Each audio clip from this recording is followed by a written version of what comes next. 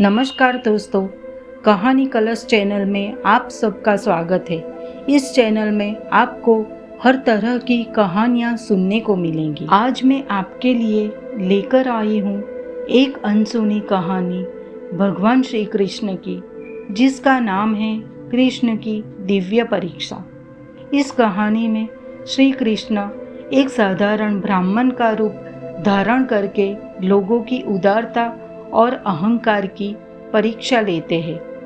ये कहानी हमें सिखाती है कि सच्ची समृद्धि धन में नहीं है, बल्कि विनम्रता और दूसरों की मदद करने में है।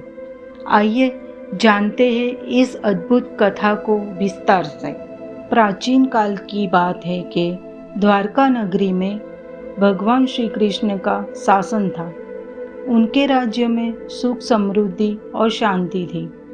लेकिन एक दिन भगवान कृष्ण ने महसूस किया कि धरती पर मनुष्यों के बीच अहंकार और अधर्म बढ़ रहा है। उन्हें लगा कि कुछ ऐसा करना चाहिए जिससे मानव समाज को नई दिशा मिले। कृष्ण ने विचार किया और तय किया कि वह एक नई परीक्षा लेंगे, जिससे लोगों के भीतर छुपी अच्छाई और बुराई का पता चले। उन्होंने एक साधारण ब्राह्मण का वेश धारण किया और द्वारका से दूर एक छोटे से गांव में पहुंच गए। गांव में पहुंचने के बाद भगवान श्री कृष्ण ने देखा कि वहां एक धनी व्यापारी रहता था। उसके पास अपार धन संपत्ति थी, लेकिन वह अत्यंत अभिमानी और कठोर स्वभाव का था।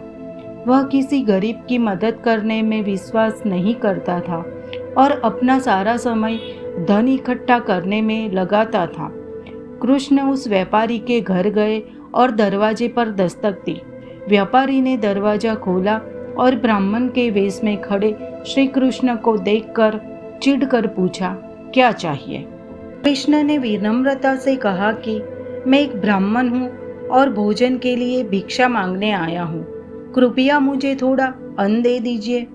व्यापारी ने कहा कि मेरे पास भीख देने का भी समय नहीं है।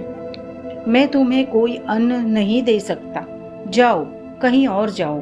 कृष्ण ने फिर से कहा, आपके पास इतना धन है, थोड़ा सा अन्न देने में क्या हर्ज है? व्यापारी ने गुस्से में आकर कहा, यह मेरा धन है, मैं इसे किसी को नहीं दूंगा। अगर तुम फिर से मांगने आए तो मुझे बुरा लगेगा। कृष्ण मुस्कुराए और वहां से चले गए।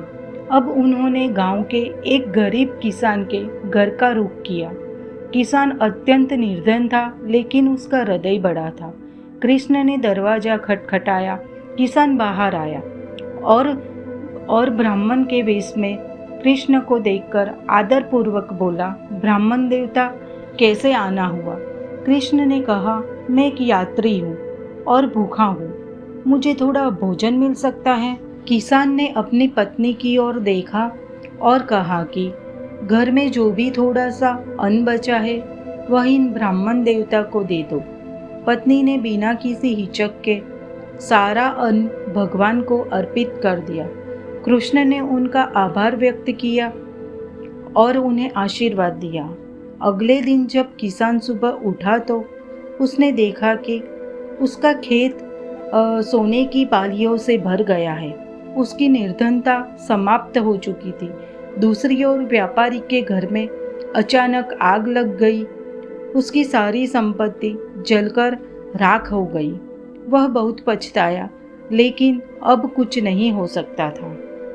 यह घटना गांव में तेजी से फैल गई। सभी ने समझा कि भगवान ने किसानों की उदारता और व्यापारियों के अहंकार को सबक सिखाने के लिए यह लीला की थी। भगवान कृष्ण ने गांव में प्रकट होकर सभी को समझाया कि सच्चा सुख और संपत्ति केवल भौतिक वस्तुओं में नहीं है, बल्कि दूसरों की मदद करने और अपने अहंकार को त्यागने में है। इस कहानी से हमें यह सीख मिलती है कि धन और अहंकार से व्यक्ति का पतन होता है, जबकि उदारता और विनम्रता से व्यक्ति को सच्ची समृद्धि मिलती है।